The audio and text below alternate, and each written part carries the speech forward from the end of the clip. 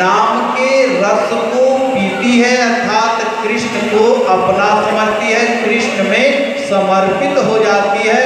वो कहती है मैं कुछ नहीं, केवल हमारे कृष्ण ही सब कुछ हैं। जो कृष्ण नाम के रस का पान करती है वही गोपी है, अर्थात अपने इंद्रियों को जो परमात्मा गोविंद के चरणों में सौंप दे सब तरफ से, वही सच्ची गोपी है। तो आप लोग समर्पित कर दिए गोविंद को सब। त्वमेव माता च पिता त्वमेव। अच्छा, हम लोग मंदिर में जाते हैं तो प्रार्थना करते हैं त्वमेव माता, और जहां चप्पल उतारे रहते हैं तो च पिता त्वमेव, फिर त्वमेव बंधु, फिर सखा त्वमेव। ध्यान उधर कि हमारा चप्पल ऊपर ठीक ठाक है कि नहीं। एक व्यक्ति दर्शन करने गया और बढ़िया जूता जो है पहन के गया था, मंदिर के बाहर निकाला, बढ़िया 25, 28, 30 हजार का पहन के गया था, धनाढ़ था, अच्छा था, बढ़िया कंपनी का पहन के गया था कन्हैया के दरबार में वृंदावन। निकाल करके ज्यों ही गया, वहाँ तो हर प्रकार के भक्त होते हैं, देखा कि इतना बढ़िया जो है आ गया, इसको ले चलते हैं।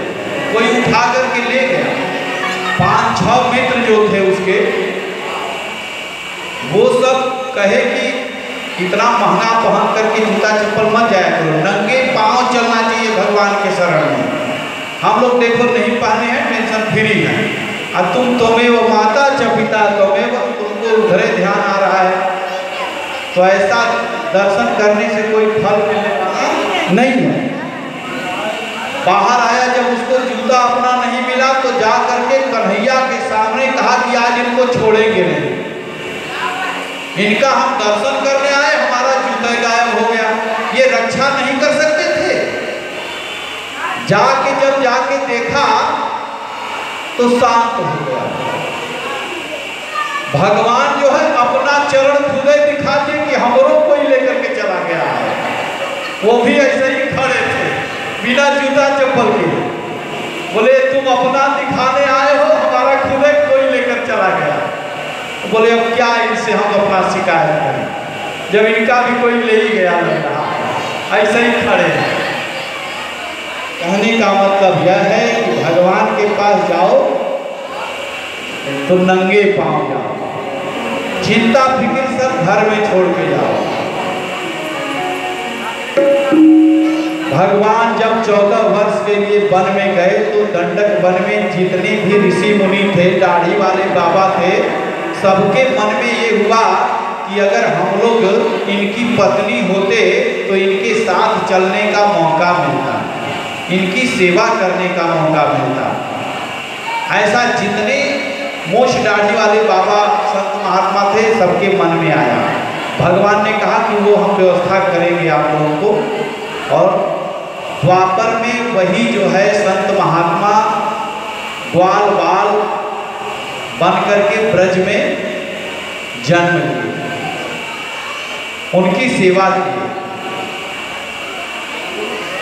समुद्र मंथन के समय जितनी मत्स्य कन्याएं थी, जब समुद्र मंथन हो रहा था, मंदराचल पर्वत को रई बनाया गया, नीचे धंसने लगा, तो उसके नीचे कच्छप अवतार लेकर के हमारे कन्हैया नीचे जा करके उसको रोके।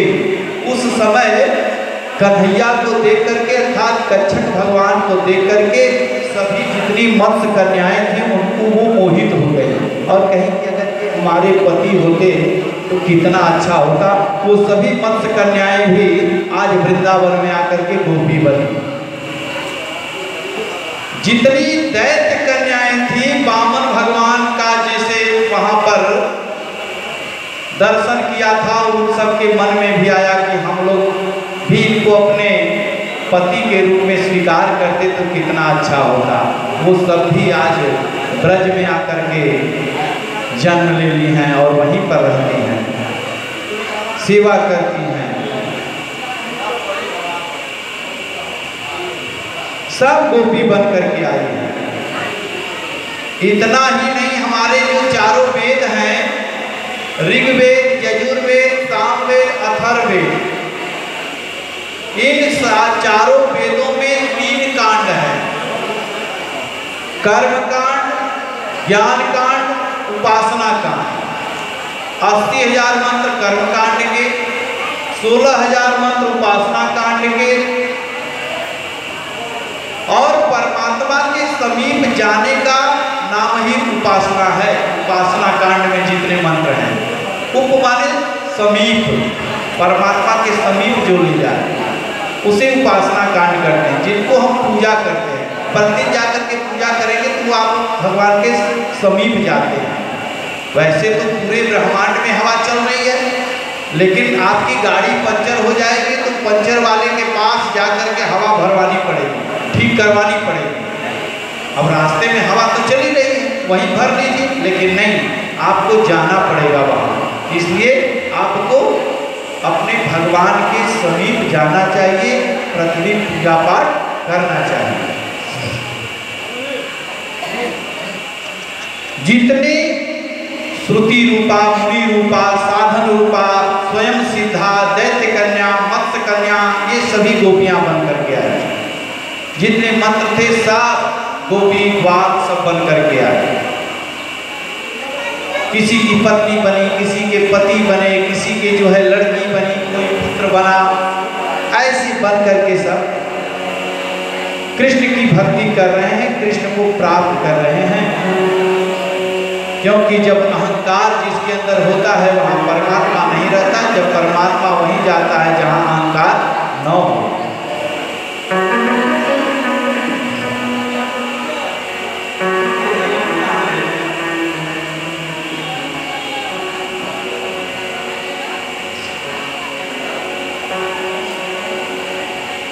शरद पूर्णिमा की रात्रि में कृष्ण ने बेड़ू बजाया।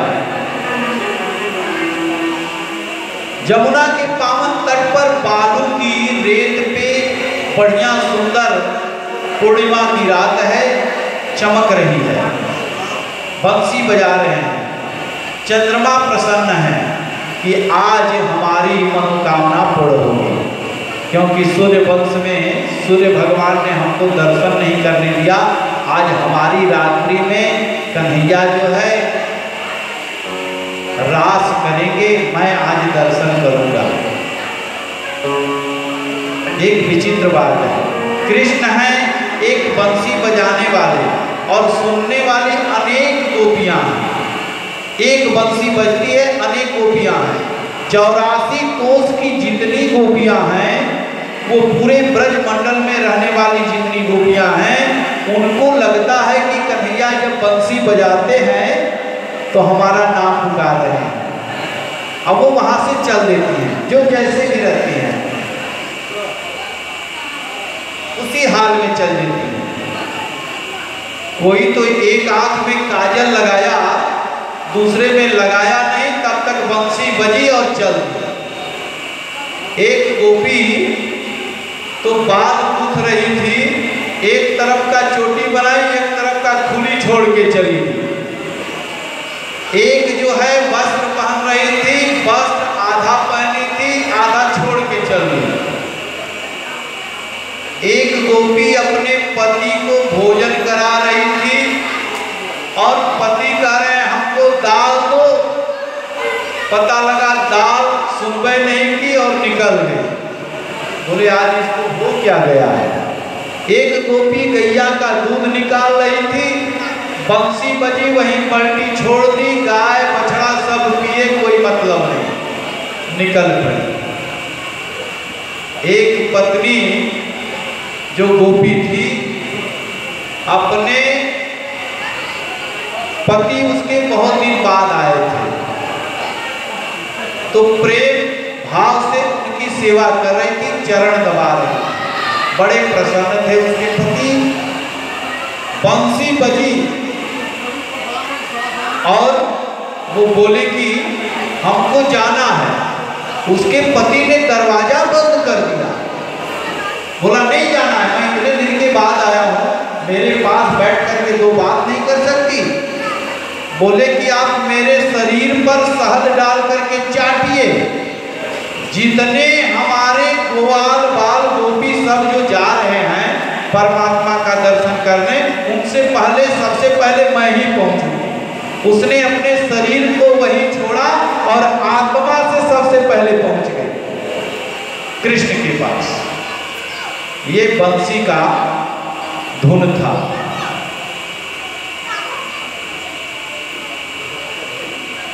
कि श्याम तेरी बंसी पुकारे राधा नाम, लोग कहे मीरा को कहे बदना, लोग कहे मीरा को कहे बदना।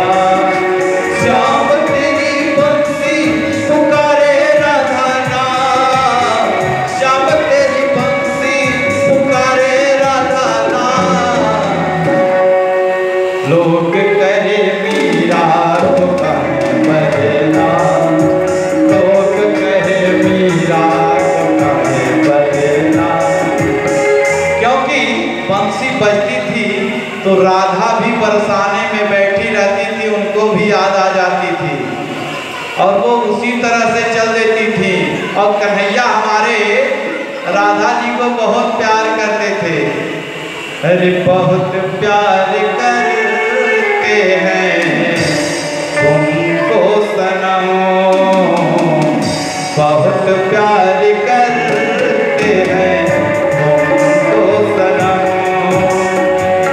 कसम चाहे ले लो, कसम चाहे ले लो, तुम्हारी कसम, बहुत प्यार करते हैं राधा से हम, बहुत प्यार करते हैं राधा से हम। अरे ना गजरे की धार, ना मोतियों के हार, ना कोई किया श्रृंगार, फिर भी कितनी सुंदर हो, कितनी सुंदर हो। ना गजरे की धार, ना मोतियों के हार, ना कोई किया श्रृंगार, फिर भी कितनी सुंदर हो।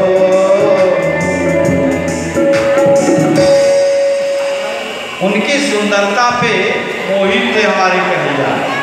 बिना श्रृंगार के भी राधा रानी बड़ी खूबसूरत थी,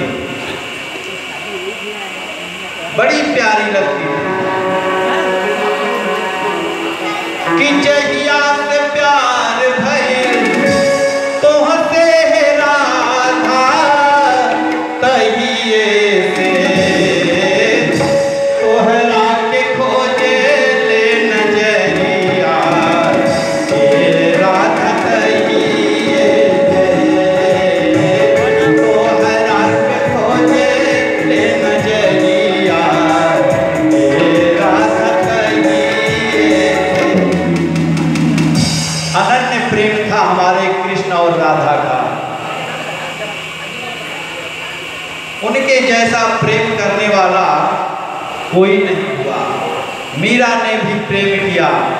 ऐसे बर को कौन बरे, जो बरते ही मर जाए, ऐसे बर को वरण करो जो जीवन सफल हो जाए।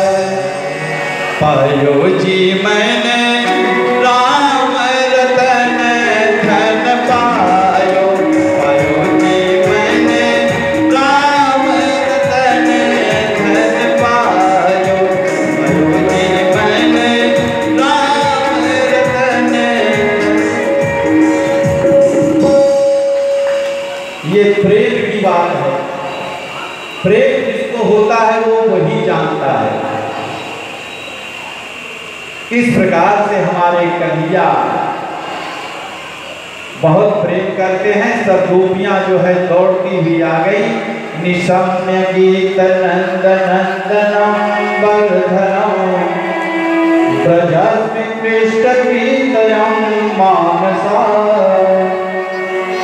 आजाद मूर्धन्यमलक्षितियोत्तमा सहयत कांत जगकुंडला। जैसे था वैसे ही भगवान कृष्ण के पास आ गई। कृष्णं विदुः परम कांत न को ब्रह्मतया मुने गुण प्रहापवा प्रवाहो परम मस्तासां गुणक्रियां कथमः।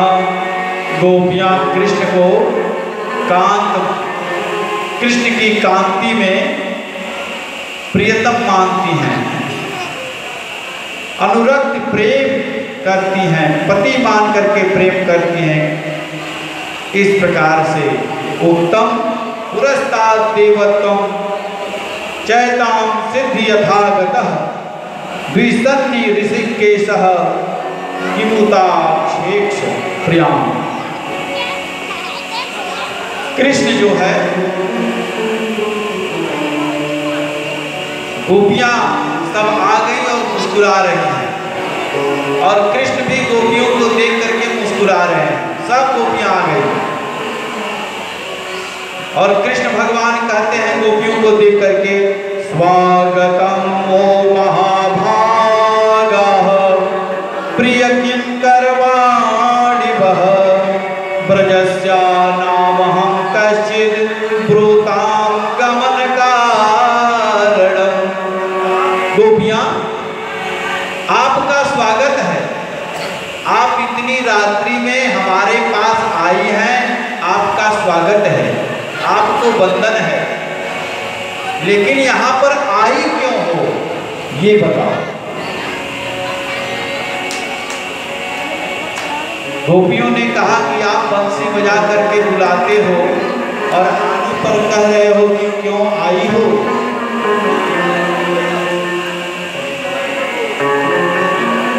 इस प्रकार से लाखों गोपियां नीची नजर कर ली और जमीन को अपने अंगूठे से खुरेदने लगी।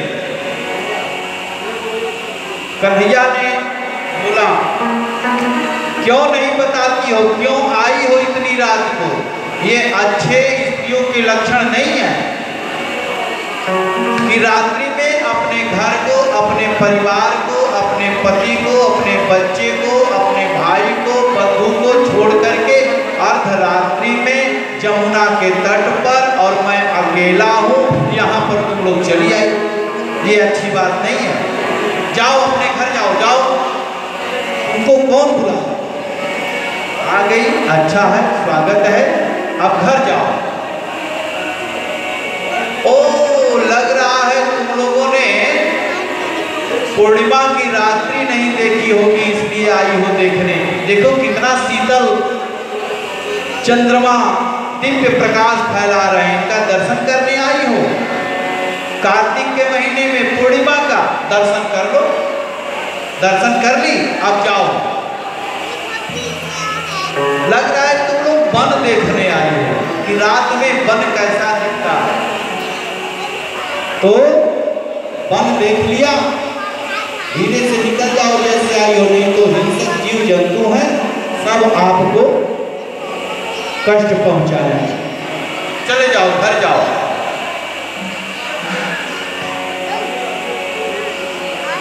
गोपियां शांत खड़ी हैं, बातें सुन रही हैं। कहती हैं कि राजन्येषां घोर रूपा घोर सत्वा निषेविता पति त्याज व्रजं नेहा स्वस्थै स्त्री स्त्रीभिः सुगम्यमाम्।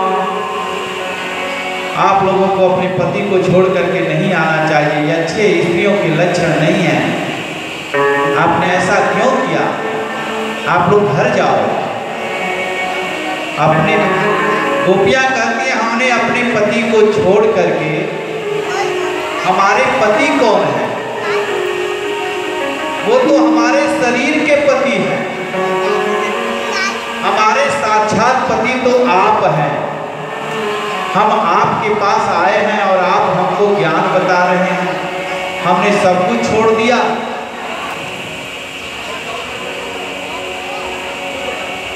पराये पुरुष के पास जाना ठीक नहीं है। तुम लोग कैसी बहकी बहकी बातें कर रही हो। पति की सेवा करो, पति को परमेश्वर मानो, वही तुम्हारा कल्याण करेंगे।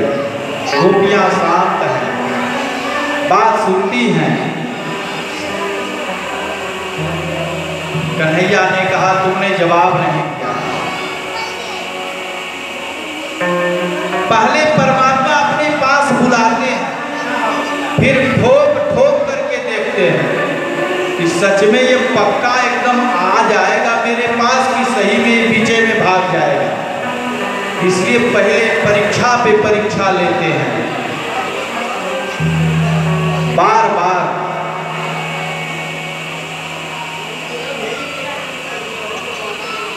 ठोक पीट करके देखता है। जैसे कच्चे घड़े को कुम्हार बनाता है तो ठोक करके देखता है कि ठीक ठाक पीट उठ करके उसको सही बनाता है, फिर पकाता है। उसी तरह से परमात्मा आपको ठोकता है, पीटता है, प्रताड़ना देता है कि आप पक्के हो गए हो, तब अपनी शरण में रखता है। जब शरण में रख लेता तो फिर कभी छोड़ता नहीं है। बोलिए बालकृष्ण भगवान की। इस प्रकार से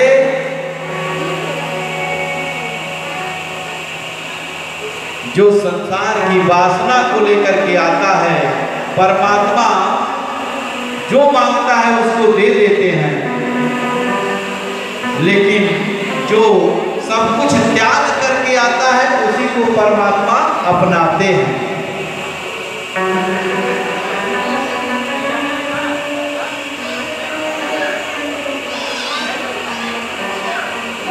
कृष्ण कहते हैं कि अपने पति की पूजा करो।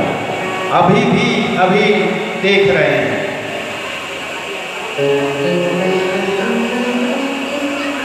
एक स्त्री थी, उसको अपने पति की बड़ी पूजा करती थी, इतनी पूजा करती थी। ये कृष्ण बता रहे हैं गोपियों को, इतनी पूजा करती थी कि एक रोज वो चावल ओखल में डाल करके कूट रही थी, चावल बना रही थी धान को। उसी समय उसके पति आए, बोले प्रिय दरवाजा खोलो। उसने ऐसे हाथ में जो ली थी, मूसल उसको बोलते हैं, ऐसे अभी की थी, छोड़ दी ऊपर, गई दरवाजा खोली और आए, उनको दाना पानी सब कराई, पंखा झली खिला पिला के जब वो सो गए तो फिर जा करके फिर ठान अपना का चावल बनाने लगे। ये प्रतिदिन का काम था उसका। कितना बढ़िया वो पति के साथ प्रेम करती थी, पति को परमेश्वर मानती थी। गोपियां सब सुन रही हैं। एक पड़ोसन आई कुछ मांगने के लिए, तो उसने कहा कि बहन कुछ हमारे घर में मेहमान आ गए हैं, कुछ थोड़ा अन्न दे दो, जरूरी है। तो उसने ऐसे हाथ ऊपर किया, ऊपर छोड़ दिया और जा करके उनको चावल दी। तो देख करके बोले कि ये ऊपर कैसे रह गया? बोले हम पति की बहुत सेवा करते हैं, वो उन्हीं का प्रताप है, हम दूसरे किसी की ओर देखते तक नहीं। बोले अच्छा। वो गई अपने घर, अपने पति की एक हफ्ता खूब सेवा की। पतिदेव आए, आरती लेकर के खड़ी, जय पतिदेव स्वामी, आपके चरणों की मैं दासी। बोले अरे ये तो चमत्कार हो गया, ये मेरी सेवा कर रही है, हाथ पैर धुलवाई, भोजन कराई, खूब पंखा बाहर तेल और लगा के हाथ मालिश सब एकदम बढ़िया चकाचक, बढ़िया नींद लगा उसको। दूसरे दिन फिर, तीसरे दिन फिर, एक हफ्ता जब हो गया तो उसने कहा कि अब आइएगा तो वहीं से आवाज लगाइएगा कि प्रिय दरवाजा खोलो। तो उसने कहे कि अच्छा, सही में भाई कह रही है, इतना सेवा करके तो प्रिय कहने में क्या दिक्कत है, नहीं तो गोपाल की मम्मी, लड्डू की मम्मी, पप्पू की मम्मी, गोलू की मम्मी ऐसे करके दरवाजा वो खुलवाते थे। तो दरवाजा खोलने आए और बोले कि प्रिय दरवाजा खोलो। और तब तक वो हाथ में जो ली थी ऐसे ऊपर की, और यही अभी जाने वाली थी तब तक वापस वो गिरा उसके नाके पर और वहीं बेहोश हो गए। पतिदेव जी बाहर से प्रिय दरवाजा खोलो, प्रिय दरवाजा खोलो। प्रिय तो बेहोश, दरवाजा किसी तरह से तोड़ ताड़ करके अंदर आए। बोले कि ये क्या हो गया इसको, ये तो खून ही खून हो गई, कौन मार करके चला गया। पानी उनी डाले और कहे कि तनी ठीक ठाक कैसे ये हो गया। बोले कि पड़ोस वाली जो थी वो अपने पति की बड़ा सेवा करती थी, तो वो ऊपर कर देती तो वैसे ही रह जाता था, और फिर सारा काम करके आती थी तो वो फिर पकड़ के फिर अपना काम करती थी। तो हमने भी आपकी सेवा की इतना दिन, और हमने भी सोचा कि अब तो हो ही गए होंगे हम भी उसकी तरह सिद्ध, लेकिन नहीं हो पाए। तो कन्हैया ने कहा कि गोपियाँ वो सच्चे मन से अपने पति को मानती थी, वो सच्चे मन से नहीं मानती थी, इसलिए उसके नाक टूट गए। तुम लोग अगर अपने पति को परमेश्वर मान के पूजा करो तो आपका कल्याण हो जाएगा। कहे कि आपने प्रवचन दे दिया, अब हमारी प्रवचन सुनो, हम लोग भी बहुत जानते हैं। उसने कहा कि एक पतिदेव जी थे, वो पतिदेव जी की हमने सेवा की, वो अपने पति की सेवा की, पति उसके बाहर चले गए। बहुत प्रेम करती थी, कहती थी कि बिना आपके हम रह नहीं सकते। उन्होंने अपने स्वरूप वाली एक मूर्ति दे दी, और उस मूर्ति की कहे कि आप इसी को पति मान करके पूजा करना, इसमें मेरा स्वरूप है ना। बोले हाँ, उसी की पूजा करनी। और जब उसके पतिदेव आए तो वो अपने उस मूर्ति की पूजा कर रही थी। वो खुलवाते रहे दरवाजा और कही कि जब तक मैं पूजा नहीं करूंगी मैं जाऊंगी नहीं। उस पति को भुला दी और उस मूर्ति की पूजा करते करते इतने लीन हो गई, पति लौट करके चले गए। इसका मतलब कन्हैया आप जानते हैं क्या हुआ? बोले ये तो बहुत गलत की। जब सच्चा पति आ गया तो उस मूर्ति की पूजा करने से क्या फायदा, उसको तो दरवाजा खोलना चाहिए, क्योंकि वो उसी की दी हुई मूर्ति थी। अब सच्चा पति आ गया तो झूठे पति की पूजा क्यों करे? बोले बस यही तो हम सुनना चाहते थे। हमारे इस शरीर के पति जो है वो नकली है, मूर्ति है, उनको हमने छोड़ दिया। अपने सच्चे पति हमारे तो आप हैं, इसलिए हम आपके पास आ गए। ये गोपियों का प्रेम। और कन्हैया ने कहा धन्य हो तुम लोग, और रास में अब आप लोग प्रवेश कर सकती हो। आप मेरे हो और हम आपके हैं। अब इसके बाद रास जो है प्रारंभ होता है।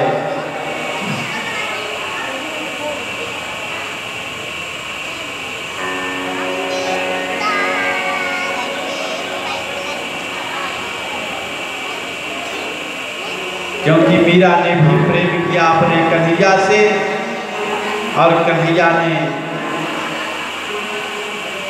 मीरा को अपना लिया, अपने हृदय जगह दिया।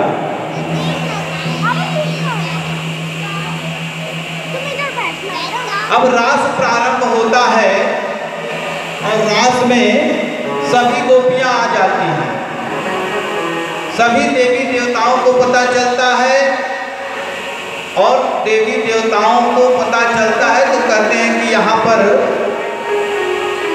हम लोगों को कोई निमंत्रण नहीं है, लेकिन जितनी देवियां थी सब रास में पहुंच गई।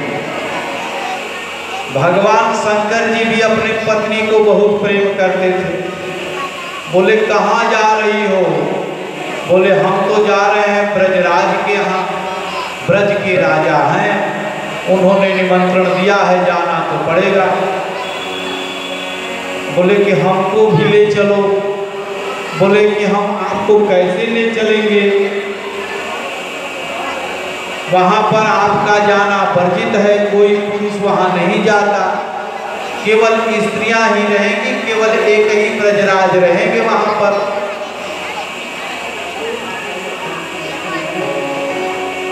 इस प्रकार से उन्होंने